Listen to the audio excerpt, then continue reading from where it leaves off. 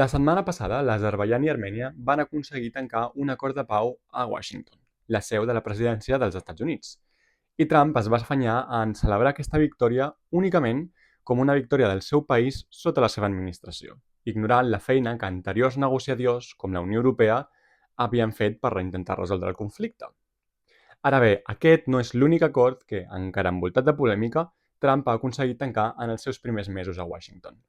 En aquest vídeo analitzarem quins són aquests altres acords de pau o altura de foc que Trump ha aconseguit negociar i quines són les seves conseqüències, què se n'ha endut Trump i què se suposa que ha aconseguit per resoldre el conflicte. Okay, let's go. Aquest vídeo estarà dividit en 5 capítols d'acord amb els 5 conflictes dels que parlarem en aquest vídeo. Així que senta't lliure d'anar canviant de capítol a capítol segons quin conflicte t'interessi més o menys. Ara bé, si et vols enterar del xisme complet, et recomano seguir tot el vídeo sencer per no perdre el detall. Comencem amb el més recent. L'Azerbaidjan i Armènia porten en conflicte pràcticament des de la seva independència de la Unió Soviètica. A la Unió Soviètica va haver-hi un moviment poblacional brutal. Armenis que anaven a l'Azerbaidjan, russos que anaven a Armènia, les poblacions de l'Àsia Central que es barrejaven entre si, i clar, a l'hora de definir les fronteres a les noves repúbliques que van sorgir amb la caiguda de la Unió Soviètica, aquestes no feien realitat a les distribucions ètniques que hi havia realment. En aquest vídeo parlarem exclusivament del cas de l'Alt Karabakh, un territori amb població armènia que cau dins del territori sobirà de l'Azerbaidjan. Durant l'època soviètica, aquesta minoria armènia va aconseguir cert reconeixement dins de l'Azerbaidjan. Però l'any 1991, amb la independència d'aquest país respecte a la Unió Soviètica, aquest reconeixement no va trigar a esborrar-se. Amb l'ensorrament de l'única força que contenia el conflicte, forçant l'Azerbaidjan a mantenir els drets a la minoria armènia, el govern azeri es va afanyar en treure-li els drets, el que va comportar una proclamació d'un referèndum que amb un 99,9% va sortir a favor de la independència. I tot i que boicotejat per l'Estat, això és el que va passar, que van proclamar la independència. I el govern armeni, tot i no reconèixer l'Alt Karabakh com a estat independent, es negava també a admetre que l'Alt Karabakh era territori de l'Azerbaidjan, mentre aquest no respectés els drets de la minoria armènia. De fet, les forces militars armènies que protegien l'Alt Karabakh eren voluntaris, no eren l'exèrcit oficial d'Armènia. I a cada intent del govern de l'Azerbaidjan d'eliminar aquella població armènia, el govern armeni responia bloquejant el corredor del Sang Azur, un corredor que connecta l'Azerbaidjan amb el seu principal exclau, el Nakhitxevan, i també amb Turquia, que és el seu major soci comercial. I llavors què va planejar Bakú? Doncs connectar els seus dos territoris, envaint Armènia. Fins ara la Federació Rússia s'havia posat de banda d'Armènia, per contrarrestar el pes militar de l'Azerbaidjan i el suport turc. De fet, Rússia havia participat en diverses cimeres de negociació entre els dos països, i fins i tot va ajudar a arribar a un acord de pau a la Segona Guerra de l'Alt Karabakh del 2022. Però ara, centrada en la guerra a Ucraïna, el govern de Moscou els va donar l'esquena. I llavors el govern es va moure cap a la Unió Europea. L'any 2024, el ministre d'Exteriors d'Armènia va assegurar que a finals d'any el govern estaria preparat per aplicar formalment per la Unió Europea. Finalment, però, va ser el 4 d'abril de 2025 quan el president va firmar i aprovar la llei per encaminar Armènia cap a la Unió Europea, amb la llei d'integració europea, la qual iniciava formalment el procés d'adhesió a la Unió Europea. El 30 de juny, Kaja Kallas, l'alt representant en política exterior i de seguretat de la Unió Europea, es va mostrar a favor de la llei, tal com ho van fer von der Leyen i Antonio Costa, presidents de la Comissió i del Consell Europeu, respectivament. Ara bé, les negociacions encara no han començat i, de fet, la Unió Europea encara no l'ha reconegut oficialment com a candidata. Però això va ser un pas molt gran per legitimar la Unió Europea per fer de mediadora entre els dos països en les negociacions de pau. Finalment, però, Trump s'ha acabat posant entremig, exigint un acord de pau, siguin quines siguin les condicions. I els representants dels dos països finalment es van reunir a Washington per firmar un acord de pau que tenia els següents punts. Erevan i Bakú renunciaran a totes les reclamacions sobre el territori de l'altre, s'abstindran d'utilitzar la força l'un contra l'altre i es comprometen a respectar el dret internacional. Obertura del corredor del Sang Azur, que ara passarà a anomenar-se Ruta de Trump per la Pau i la Prosperitat Internacional, assignant el contracte de la gestió a una empresa estatunidenca per als propers 99 anys. Aixecament de les restriccions per permetre la cooperació en defensa entre l'Azerbaidjan i els Estats Units.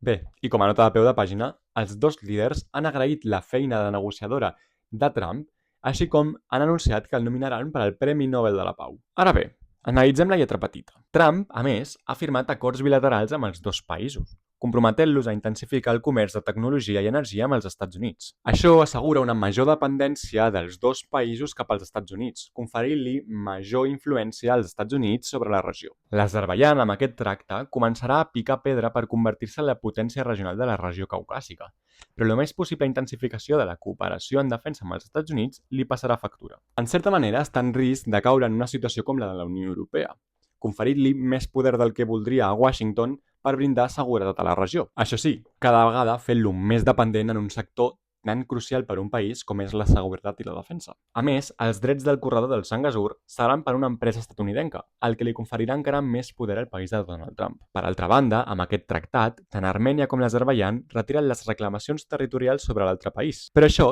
podria tenir un gran cost. I és que ara la minoria armènia de l'Azerbaidjan quedarà sense cap mena de protecció. I és que, tot i que el govern azeri hagi afirmat que no atacarà la minoria armènia dins del seu país, ja sabem que les dictadures no es regeixen per les mateixes regles que les democràcies. És a dir, que no tenen miraments morals a l'hora d'incomplir tractats internacionals.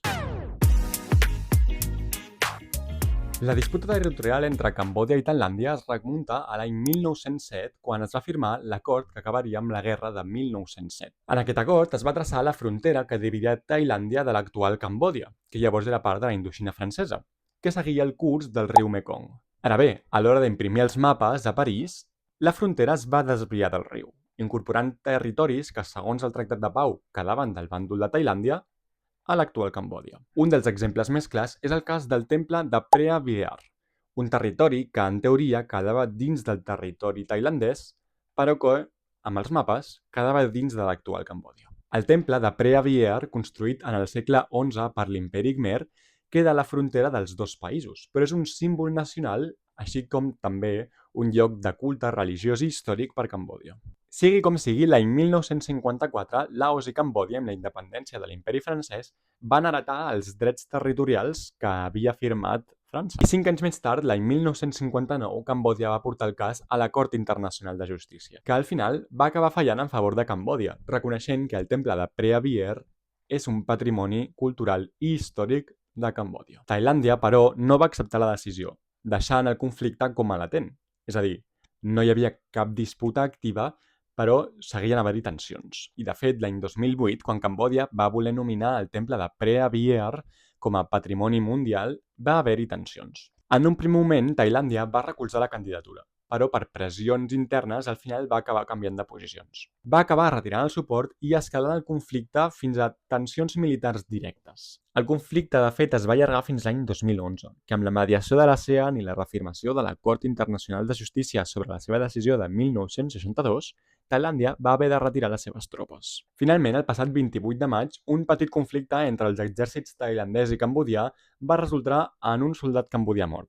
I la situació va anar escalant fins a mitjans de juliol, on van entrar en guerra oberta. La nit del 26 de juliol, els dos països registren trucades amb Donald Trump, i el dia 28 de juliol anuncien que estan preparats per un alto el foc. Després de diverses converses entre la Xina i els Estats Units, els dos països arriben a un acord de pau a Kuala Lumpur. L'acord, a part d'establir un alto el foc immediat, també enfatitza la necessitat de resoldre el conflicte a través del diàleg, amb transparència i no de la força, establint diverses reunions periòdiques supervisades per l'ASEAN, comitès regionals de fronteres i equips observadors interns. I, evidentment, el primer ministre cambodjà anuncia que nominarà a Donald Trump per al Premi Nobel de la Pau. Aproximadament un mes més tard que Rússia comencés la invasió a Ucraïna, un altre conflicte va explotar. Parlem del conflicte entre la República Democràtica del Congo i Ruanda. Partim de la base que les fronteres a l'Àfrica estan dibuixades, bàsicament, com el cul. I és que no corresponen a cap lògica ni social ni ètnica, sinó a una lògica literalment colonial. És a dir, que les fronteres que van dibuixar els imperis quan van colonitzar l'Àfrica són les fronteres que han heretat els estats d'avui dia. En el cas de la República Democràtica del Congo i Ruanda, estan dibuixades per la colonització belga i Alemanya. El problema, que dins dels dos països hi convivien diverses ètnies que no es portaven gens bé entre si. Parlem dels Hutus i dels Tutsis. L'any 1994, el genocidi de Ruanda va matar 4/5 parts dels Tutsis que hi vivien allà, i el conflicte va traspassar la frontera fins a la República Democràtica del Congo. Després del genocidi, milions de Hutus, també els autors, van fugir cap a la República Democràtica del Congo, on van formar forces paramilitars com les Forces Democràtiques per l'Alliberament de Ruanda. La Primera i Segona Guerra del Congo, en les que per cert també hi van participar Ruanda i Uganda, van acabar amb la fi de la guerra, però realment no van resoldre el conflicte d'arrel, les forces estrangeres militars en el país. En total es calcula que hi ha unes 120 forces militars a l'est del Congo, entre d'elles les més conegudes, les que ja hem dit, les Forces Democràtiques per l'Alliberament de Ruanda i el Moviment 23 de març, uns Hutus i els altres Tutsis. Per una banda, Ruanda considera que la milícia FDLR, els Hutus, són una amenaça per al seu país i acusa la República Democràtica del Congo de recolzar-lo. I per l'altra banda, la República Democràtica del Congo considera que el moviment 23 de març, les forces Tutsis, són una amenaça per al país i estan recolzades per Ruanda. Els diversos grups militars lluiten entre si per aconseguir el control de diversos minerals clau, sobretot en aquest segle. Entre d'ells el coltan, que és imprescindible per la formació de telèfons mòbils i noves tecnologies. El moviment 23 de març, l'any 2021, any que va reprendre l'activitat, va llançar una sèrie d'atacs contra el govern de la República Democràtica del Congo, en els quals l'any 2022 Ruanda s'hi va sumar. Diverses organitzacions regionals com la Unió Africana o la Comunitat pel Desenvolupament de l'Àfrica del Sud han intentat mediar, però sense èxit. I també alguns països, com Kènia o Angola, han fallat en intentar establir una pau duradora. Però aquí apareix Donald Trump. Trump, a la seva segona administració, ha participat activament en les negociacions de pau i, finalment, ha arribat a un acord. El resultat? Un acord de pau que conté aquests següents punts. La retirada de les tropes ruandeses del territori congolès en un termini de 90 dies. La creació d'un marc d'integració econòmica regional, de tal manera que ara Ruanda, que és aliat estratègic dels Estats Units, podrà exportar els minerals de la regió. L'establiment d'un mecanisme conjunt de coordinació de seguretat en 30 dies. I, cito textualment, penalitzacions molt severes, financeres i d'un altre tipus, si alguna de les parts violava l'acord. Ara bé, per què Donald Trump ja està tan interessat? Doncs bé, ara Ruanda podrà exportar aquests minerals de la regió. Com ja hem dit, minerals que són essencials per les noves tecnologies. I endevineu qui està ara mateix en una cursa tecnològica i d'innovació amb la Xina? Exactament, els Estats Units. D'aquí Ruanda és aliat estratègic. I és que per qui no ho sàpiga, l'Àfrica és un continent extremadament influenciat per la Xina, on les potències occidentals ho tenen molt difícil per fer-se un lloc. I, de fet, l'acord preveu inversions nord-americanes en la indústria de l'explotació d'aquests minerals, el que deixa clarament la porta oberta que empreses nord-americanes es facin càrrec de l'explotació d'aquests minerals, accedint-hi encara més fàcilment. Per tant, aquest marc d'integració i cooperació regional no és tant per facilitar les converses de pau entre la República Democràtica del Congo i Ruanda, sinó per afavorir els interessos minerals dels Estats Units. Ara bé, aquest acord, de nou, tampoc no aborda les causes profundes de la guerra, i és que, a part de no dir res de les violacions dels drets humans ni del medi ambient, tampoc no diu res sobre la desmobilització de les milícies estrangeres en els dos països. Vaja, que com no es podia saber, no resol res, sinó que només serveix per beneficiar a Trump i als Estats Units. Ah, i no me n'oblido. Segons notes de premsa, el president de la República Democràtica del Congo, no ho endevinareu mai, vol nominar a Donald Trump al Premi Nobel de la Pau. L'any 1947, la partició dividiria la Índia del Pakistan, un estat islàmic d'un estat federal multireligiós. Ara bé, aquests dos països mai es van posar d'acord amb les fronteres que els dividirien. L'acta d'independència de la Índia de 1947 adoptaria la línia Radcliffe com a frontera entre els dos països. Ara bé, aquesta línia va deixar estats musulmans dins de territori hindú i el Pakistan es va afanyar en reconèixer-los com a seus. El cas més rellevant és el del Caixmir. El Caixmir és un territori dividit entre la Índia i el Pakistan, i ambdós països reclamen la part contrària com a seva també. Bé, també és important anotar que la Xina n'ocupa també una part. El conflicte entre la Índia i el Pakistan ha causat diverses confrontacions al llarg d'aquests anys. De fet, l'any 1989 es va estar a punt d'entrar una confrontació nuclear. No oblidem que cap dels dos països ha signat el Tractat de No Proliferació Nuclear. Això els ha permès desenvolupar la tecnologia nuclear. Per tant, es compta que els dos tenen armes nuclears. I de fet, la Índia sí té una llei que prohibeix ser el primer en utilitzar aquestes armes nuclears, Però el Pakistan no la té. Durant anys s'ha intentat reconciliar aquestes dues parts, però s'ha de dir que de manera molt ineficaç. El cas més rellevant va ser la creació de la SARC, una organització regional a l'Àsia Meridional que ara es troba inactiva precisament pels nombrosos conflictes que la travessen. El passat 22 d'abril, la Índia va rebre un atac a la regió del Caixmir que va acabar matant a 25 hindús i a un nepalí. El govern hindú llavors es va afanyar en culpar el Pakistan d'haver subvencionat el grup armat que la va perpetrar. Però el Pakistan ho va negar. I llavors el Pakistan va anunciar que havia desactivat fins a 5 jets hindú que havien intentat atacar el seu territori sobirà. I llavors, el 7 de maig, la Índia va llançar atacs contra el que va qualificar Nova Delhi eren infraestructures terroristes.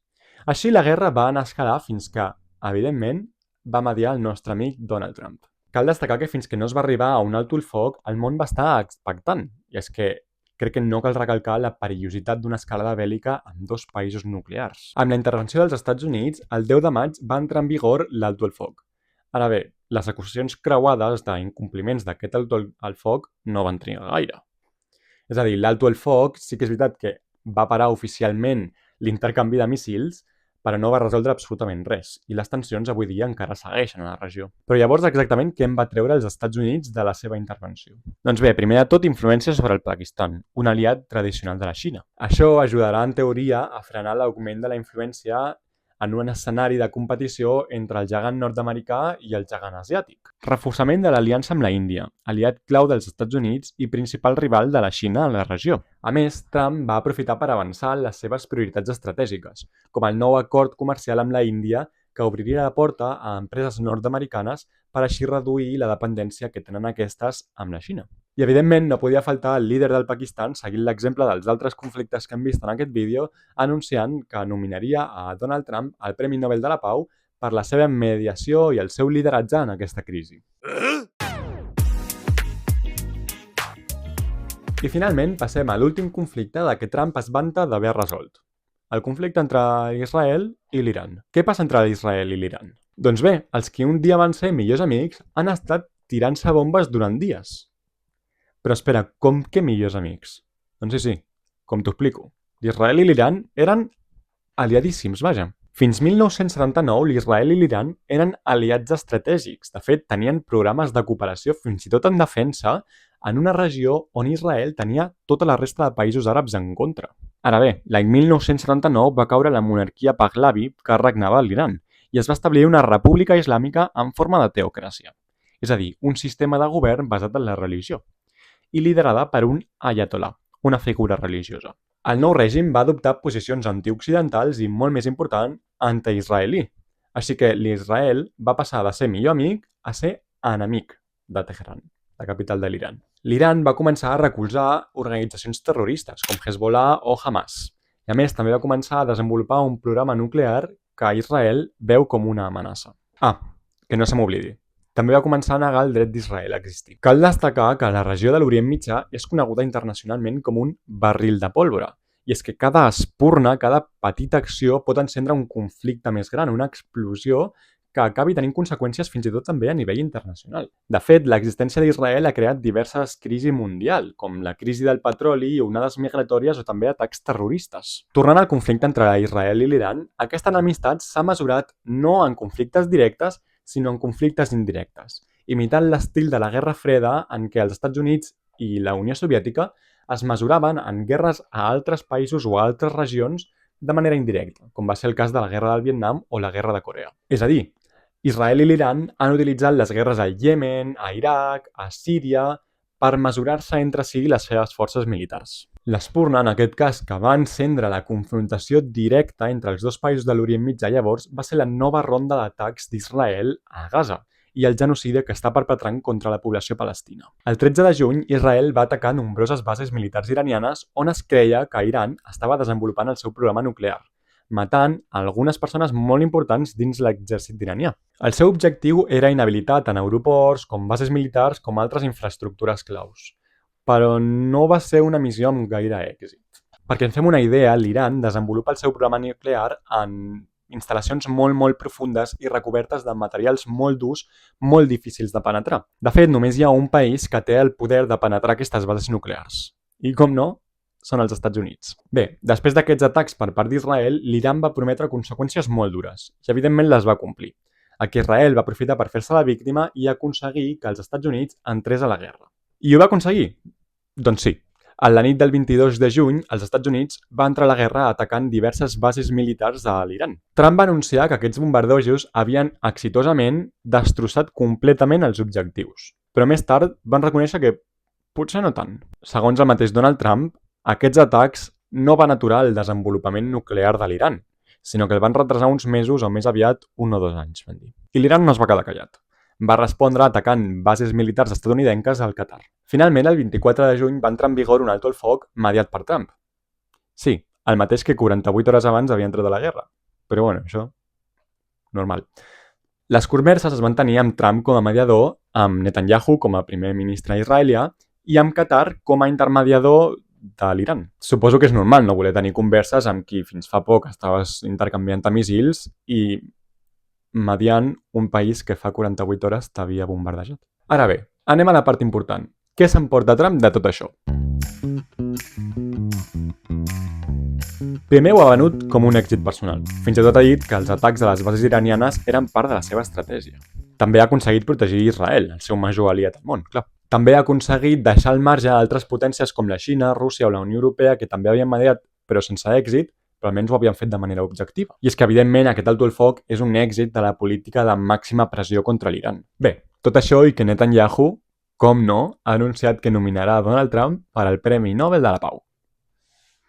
Així, veiem com Trump ha intentat presentar-se com un pacificador global durant els primers mesos del seu segon mandat. De fet, la Casa Blanca li atribueix el mèrit d'haver mediat un alto el foc entre Cambodja i Tailàndia, Israel i l'Iran, i d'haver segellat acords de pau entre Ruanda i la República Democràtica del Congo i entre el Pakistan i la Índia. Ara bé, el preu d'aquesta pau és molt alta, restant-li sobirania als estats en conflicte i sumant-li influència als Estats Units en aquestes regions. A més, aquesta pau no acostuma a resoldre conflictes d'arrel, deixant-lo com a conflicte latent i fent que, al final, acabaran sortint més aviat o més tard. Vaja, que Trump només vol la imatge de pacificador. A ell no li interessa resoldre cap mena de conflicte.